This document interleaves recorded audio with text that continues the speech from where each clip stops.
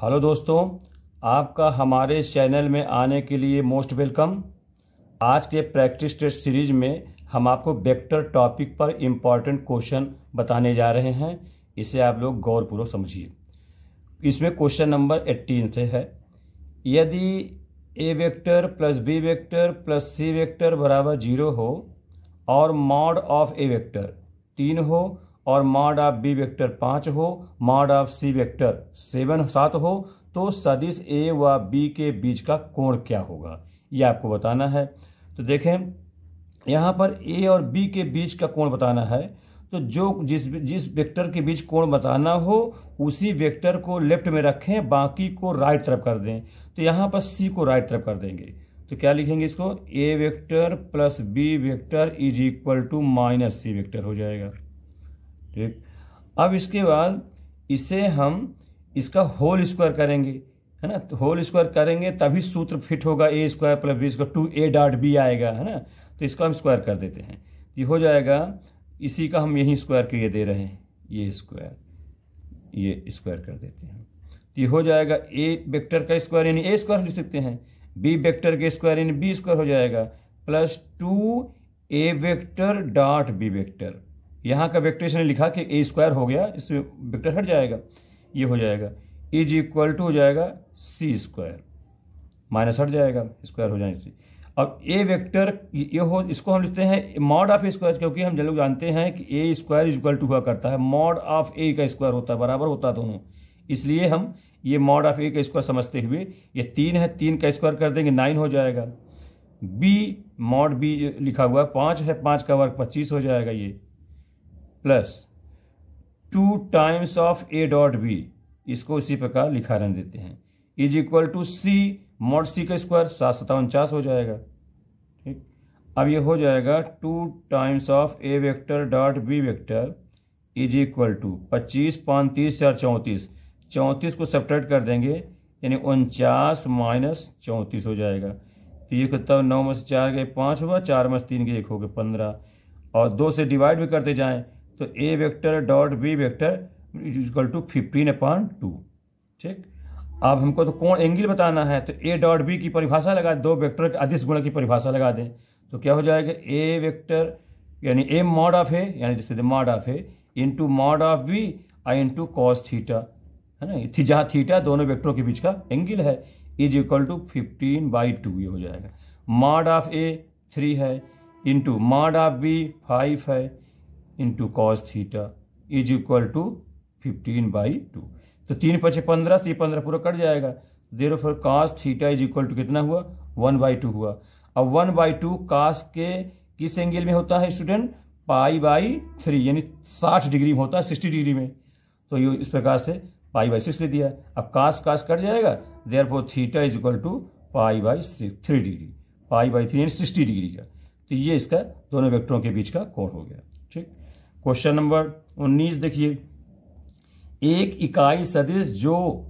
इकाई सदिश बताना है जो सदिश 4i - 3j + k पर लंब है और x y तल के समांतर है। ये सवाल है, बहुत ही महत्वपूर्ण सवाल है ये। तो एक इकाई सदिश आपको बताना है, तो पहले सदिश निकाल लीजिए, फिर इकाई सदिश निकाल लेंगे। तो मान लेते हैं सदिश कोई मान लेते हैं, लेट कोई वेक्टर है, कोई सदिश है, वेक्टर मान लिया हम ए वेक्टर मान लेते हैं, वो अपने से कुछ भी मान सकते हैं, a1 a2 मान करके चाहे x मान लें, xi + yj + zk, ये एक वेक्टर मान लिया।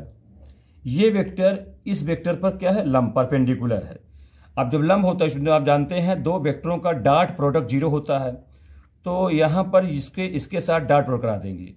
तो डॉट प्रोडक्ट कराएंगे तो जैसे जानते हैं आई के गुणांक का गुणा, जे के गुणांक का गुणा, के गुणांक गुणा होता है डॉट प्रोडक्ट में। तो ये गुणा इसके साथ करेंगे तो 4 गुणांक यहाँ x है तो हो जाएगा 4x। ठीक, क्योंकि लंब है तो a डॉट बी क्या होता है, लंब में a डॉट बी 0 होता है, तो ये 4x हो जाएगा। और ये -3 है, ये प्लस y है, तो कितना -3y ये हो जाएगा। और z यहाँ के 1 है, यहाँ z है, तो +z हो जाएगा इज इक्वल टू 0। क्योंकि आप जानते हैं स्टूडेंट, सब लोग जानते हो कि यहाँ मैं लिख देता हूँ ए वेक्टर डॉट बी वेक्टर 0 होता कब, जब ए परपेंडिकुलर हो बी, ए बी पर लंब हो तब ए डॉट भी जीरो होता है। तो ये डॉट प्रोडक्ट लगा दी इस प्रकार से इसकी कंडीशन। अब देखिए अगला, इसी में ये कह रहा है वही सदिश, जो सदिश है वो इस पर तो लंब है और वही सदिश एक्स वाई तल के समांतर है। तो एक्स वाई तल में देखिए, एक्स वाई तल पर हम एक्स वाई जेड के प्लेन बना लेते हैं इस प्रकार से। ओरिजिन हो गया, ये एक्स एक्सिस, ये वाई एक्सिस, ये जेड एक्सिस। तो एक्स वाई तल तो स्टूडेंट ये हुआ, ये एक्स वाई तल है। तो इस तल के समांतर वो सदिश है। तो जब इस तल के समांतर है ये वेक्टर, जो ए वेक्टर है ये इस एक्स वाई तल के समांतर मान लीजिए वेक्टर है। तो ये जब एक्स वाई तल के समांतर है तो जेड तल के क्या हो जाएगा, जेड अक्ष के क्या हो जाएगा, लंबवत हो जाएगा। देखिए ये वेक्टर इसके लंबवत हो जाएगा, यानी कहने मतलब वो जो वेक्टर होगा जेड अक्ष के लंबवत होगा। अब जेड अक्ष का समीकरण निकाल लिया जाए तो जेड अक्ष का समीकरण क्या हो गया, जैसे यहां पर क्या होता है, यहाँ के होता है, एक्स अक्ष में आई होता है, वाई अक्ष में जे होता है, जेड अक्ष में के होता है। इस अक्ष में आई यूनिट वेक्टर, वाई अक्ष में जेड यूनिट वेक्टर और जेड अक्ष में के यूनिट वेक्टर होता है। यहाँ कैप ना लगाएं चलता है, उसी प्रकार से मान लेते हैं कि आई जे के लिखा है वो यूनिट वेक्टर होता ही है, इसलिए कैप लगाने की आवश्यकता यहाँ पर नहीं है। ये हो गया। तो अब ये वेक्टर जेड अक्ष की जब लंबवत हो गया, इसका मतलब ए वेक्टर डॉट जेड अक्ष के वेक्टर को हमने के वेक्टर माना है, मैंने के मान लिया है उसको, तो के में लिख देते हैं के वेक्टर। अब यहां पर इसका क्या हो जाएगा, इज इक्वल टू, ये भी जीरो हो जाएगा। या ऐसा करिए जो के वेक्टर माने हैं इसको आप बी मान लीजिए, बी वेक्टर। तो यहां पर जब बी वेक्टर मान लेंगे तो यहां बी कर दीजिए, A dot B vector is equal to zero. A क्या है, ए ये दिया हुआ है X I Y J Z के। बी क्या है, बी हमारा के है। तो यहां पर लिखे दे रहे हैं हम एक बार, x I plus Y J plus Z K, ये ए वेक्टर हो गया, डॉट बी वेक्टर जेड अक्ष का वेक्टर है वो के वेक्टर के बराबर है, के vector is equal to zero. यहाँ डॉट प्रोडक्ट आई आई गुना जे जे के, तो यहाँ इस वाले में तो एक्स आई व एक्स और वाई है ही नहीं, केवल जेड है, जेड में एक के है तो जीरो बन जाएगी, ये जीरो हो जाएगी, ये जीरो हो जाएगा, केवल जेड वाले बचेगा। यहाँ के का गुणांक जेड है, यहाँ के वन है तो जेड का वन हो जाएगा, जेड हो जाएगा, I is equal to zero. इससे ये हुआ कि जेड जो है जीरो आ गया। अब जेड जब जीरो हो गया तो इसको इस समीकरण में रख देंगे जो निकाले हैं, ये इसको सब नंबर 1 मान लेते हैं। तो हो जाएगा 4x minus 3y plus Z, Z में जीरो हो जाएगा, बराबर जीरो हो जाएगा। ठीक है स्टूडेंट, तो ये हो जाएगा आपका 4x is equal to 3y हो जाएगा। इसका मतलब डिवाइड कर देगा तो x upon Y is equal to 3/4 हो जाएगा। तो ये जो एक्स वाई यहाँ माना गया था ये, इसका मतलब एक्स 3 हुआ और वाई 4 हुआ, चाहे रेशियो कह सकते थे, एक्स बराबर 3k वाई बराबर 4k, बाद में के कट जाएगा तो इसको एक्स 3 मान लीजिए वाई 4 मान लीजिए, अनुपात के रूप में मान सकते हैं या ऐसे ही मान सकते हैं। अब इस चीज चूंकि हमको इकाई से निकालना है तो जो हम सदिश माने थे ए वेक्टर उसमें इसको रख दिया जाए, एक्स का मान 3, वाई का मान 4 और जेड का मान 0 है ही है, तो ये वेक्टर ए हो जाएगा। इसके बाद देखें वेक्टर ए जो माने थे वो निकल आया, एक्स में कितना लिखेंगे 3i, वाई में 4 है तो 4j और जेड में 0 है उसको मत लिखिए, तो ये वेक्टर मिल गया। लेकिन अब बताना क्या है, इकाई सदिश। तो स्टूडेंट इकाई सदिश माने एक का ऐसे दर्शाते हैं ना, वो होता क्या है, वो वेक्टर और उस बटे डिवाइड बाय उस वेक्टर का मॉड होता है, ये इसकी डिफिनीशन होती है इकाई सदिश की। तो वेक्टर कितना है, वेक्टर है कितना 3i और प्लस 4j, और मॉड क्या हो जाए, मॉड क्या होता है कि i j और k जो भी हो उनके गुणांकों के वर्गों के योग के अंडर रूट होता है। यानी i गुणांक 3 है, 3 का वर्ग 9, j का गुणांक 4 है, 4 का वर्ग 16 और उसका अंडर रूट हो जाएगा। तो कितना हो जाएगा 3i plus 4j divide by 16 9 25 और 25 का अंडर रूट 5 हो जाएगा। तो ये स्टूडेंट एक का ज्ञात हो गया इकाई सदिश 3i plus 4j divide by 5। ठीक, तो ऑप्शन में जिस नंबर पर ए बी सी डी 4 रहेगा, जिस ऑप्शन में ये हो उसी में आप टिक कर लेंगे, गोला भरेंगे। ठीक है, तो ये बात समझ में आ गई होगी। ठीक है, कि किस प्रकार ताल के समांतर है तो लंबवत निकालते हैं ना, इस प्रकार के हल करेंगे। अगला क्वेश्चन देखिए, क्वेश्चन नंबर 20। ठीक है, यदि देखिए यदि v1 vector v2 vector v3 vector 3 ऐसे अशून्य सदिश हो, नॉन जीरो हैं कि v1 vector cross v2 vector बराबर v3 and v2 vector cross v3 vector is equal to v1 vector, तो इसके लिए आवश्यक शर्त क्या होगा, मतलब क्या कंडीशन है, क्या प्रतिबंध है, ये आपको बताना होगा। तो देखें स्टूडेंट, आप सबसे पहले ध्यान दें कि ये तो क्रॉस, दो वेक्टरों क्रॉस लिखा हुआ है, यहां भी लिखा हुआ है, तो क्रॉस है, इधर v3 के बराबर लिखा है, तो इसको किस ढंग से इसका स्टार्टिंग करें कहाँ से। तो एक ध्यान दीजिए, जैसे आप स्केलर ट्रिपल प्रोडक्ट करते हैं, उस जिसको हम लोग बॉक्स प्रोडक्ट करते हैं, वो होता क्या है, ए बी सी, ये वेक्टर है ऐसे, ठीक है। ये बराबर, ये 3 वेक्टर हैं ए बी सी, ये चक्रीय क्रम में होते हैं, बराबर होते हैं, चाहे या बी सी ए हो तब दोनों सब ये भी बराबर होता है, या इज इक्वल टू क्या होगा, सी ए बी, ये तीनों वेक्टर आपस में सेम होते हैं जब चक्रीय क्रम माने साइक्लिक ऑर्डर में हो, माने ए के बाद बी, बी के बाद सी, सी वाई, बी फिर एक जहाँ बी हो गया, बी जहाँ सी हो गया, सी जहाँ ए होगा, ऐसे बढ़ता जाएगा। अगर चक्रीय क्रम नहीं हो तो स्टूडेंट निगेटिव हो जाता है। जैसे मान लिया ए अपने सेम रहे, अब बी के स्थान में सी हो जाए, सी के स्थान में बी हो जाए, 2 का चेंज हो, इसका चेंज ना हो, या किसी में ऐसा हो, इस प्रकार हो, तो वो क्या हो जाए, निगेटिव टाइम्स हो जाएगा। इसको हम लोग स्केलर ट्रिपल कहते हैं, या इसी को हम लोग बॉक्स प्रोडक्ट भी कहते हैं। ये किसके बराबर होता है, इसको ध्यान दो, ये होता है ए डॉट बी क्रॉस सी के बराबर, माने एक में डॉट रहेगा, इसमें क्रॉस रहेगा, या इसी को डॉट का इंटरचेंज कर सकते हैं, ऐसा कर सकते ए क्रॉस बी डॉट सी, ऐसा भी इसको लिख सकते हैं, ठीक है। तो ये होता है, इस पर ऐसे कर सकते हैं। ये हमने स्केलर ट्रिपल प्रोडक्ट की अपने डिफिनेशन बता दिया। फिर तो आप सवाल पे चलें, ये लिखा V1 क्रॉस V2, तो ये इसी टाइप से इसको बनाना होगा। तो देखिए राइट में V3 है, इसका मतलब V3 से डॉट प्रोडक्ट करा दिया जाए तो ये बॉक्स प्रोडक्ट बन जाए। इसका मतलब क्या हो जाएगा, V1 V3 है ना, तो V3 लिखेंगे, V3 dot V1 cross V2। ये समझ लीजिए वेक्टर है, लगा ही है, हम मान लो जल्दी में ना भी लिखें तभी आप समझिएगा। इधर क्या हो जाएगा, V3 डॉट V3, इसका मतलब क्या हो जाएगा, V3 का स्क्वायर हो जाएगा।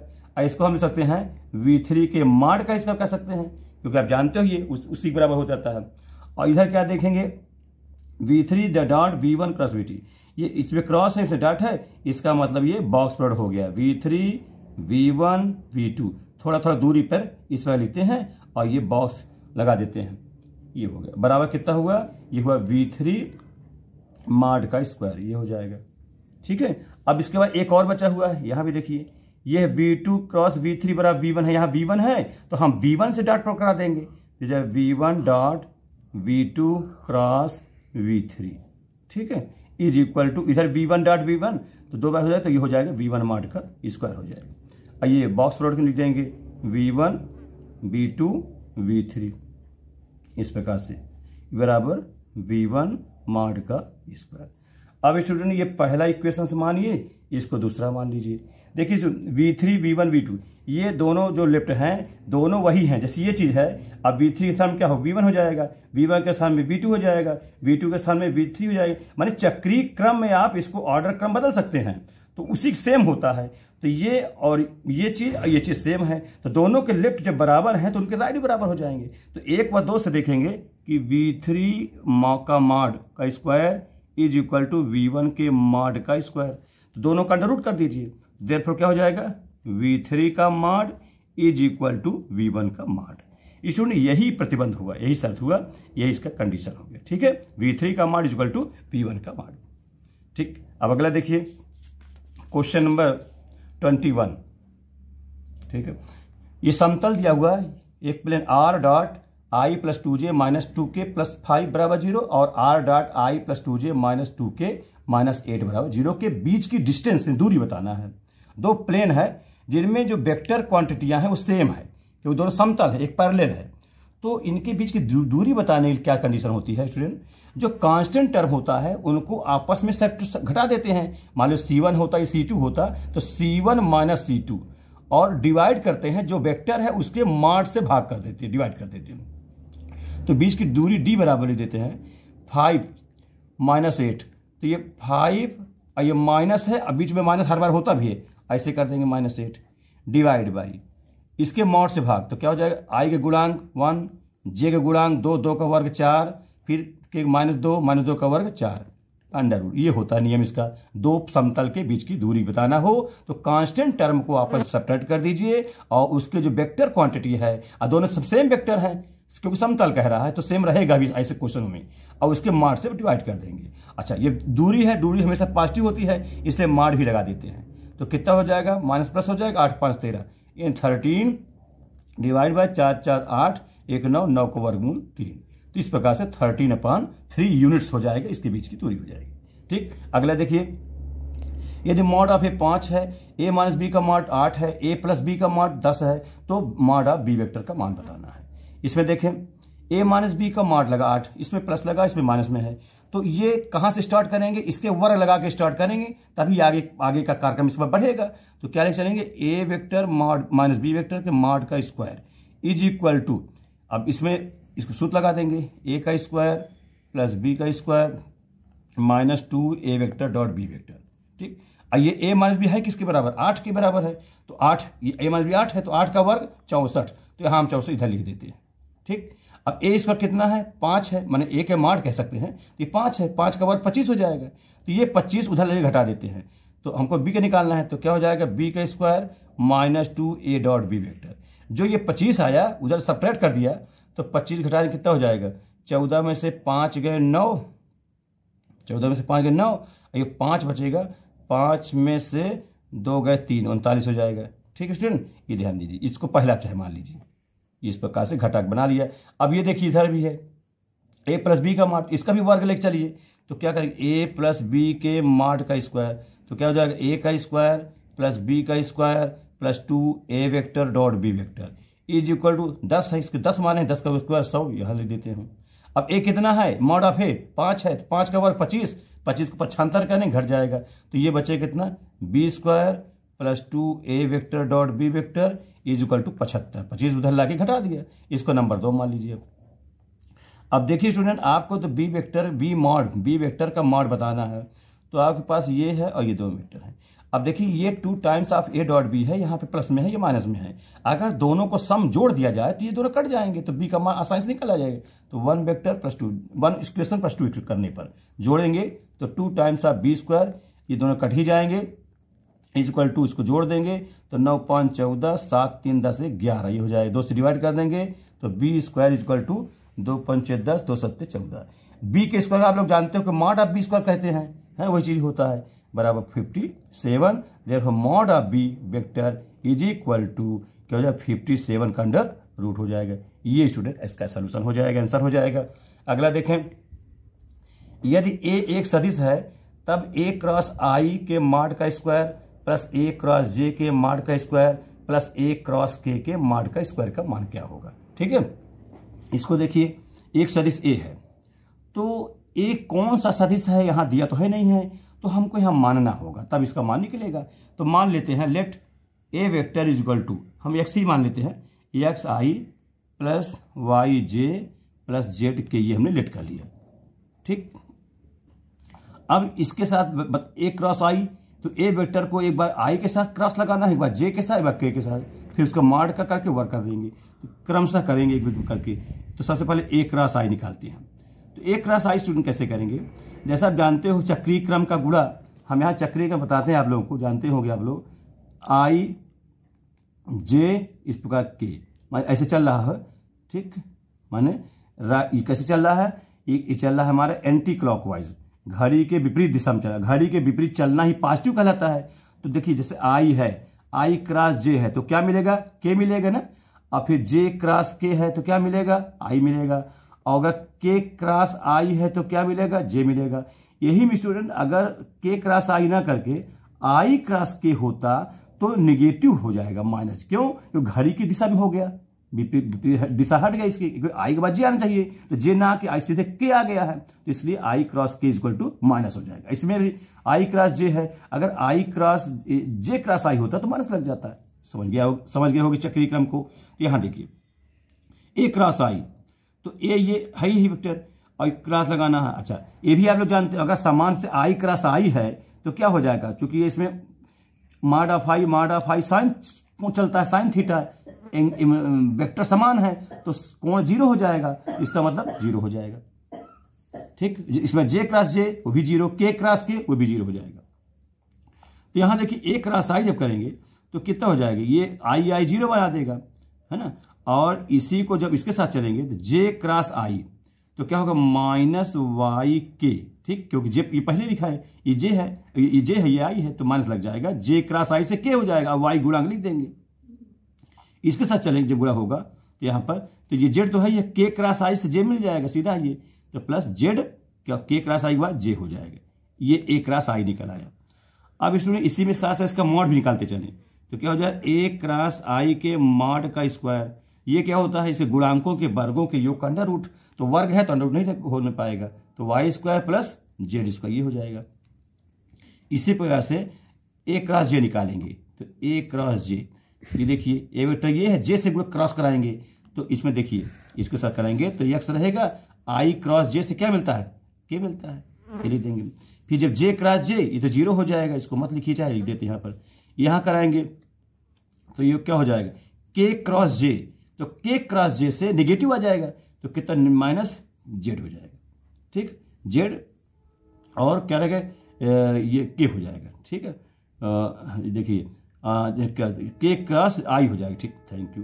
देखिए बेटा, तो के क्रॉस जे ने कहेंगे, जे क्रॉस के होता तो प्लस आई होता, अब के क्रॉस जे है तो माइनस आई हो जाएगा, ये हो जाएगा। अब इसका हमको मॉड करना चाहिए, ए क्रॉस जे के मॉड, इसका स्क्वायर भी लगा देते हैं तो क्या हो जाएगा, एक्स स्क्वायर, इसके आई गुणांक जेड है तो यहाँ जेड स्क्वायर, ये हो जाएगा, ठीक। इसी प्रकार से एक और रह गया, यहां करता हूं उसको, ए क्रॉस के, ये है ए क्रॉस के निकालते हैं पहले, तो ए क्रॉस के, ए वेक्टर ये है, क्रॉस के ये करना है तो आई क्रॉस के, ठीक है, तो यहां गुणांक एक्स है तो एक्स लिख देते हैं।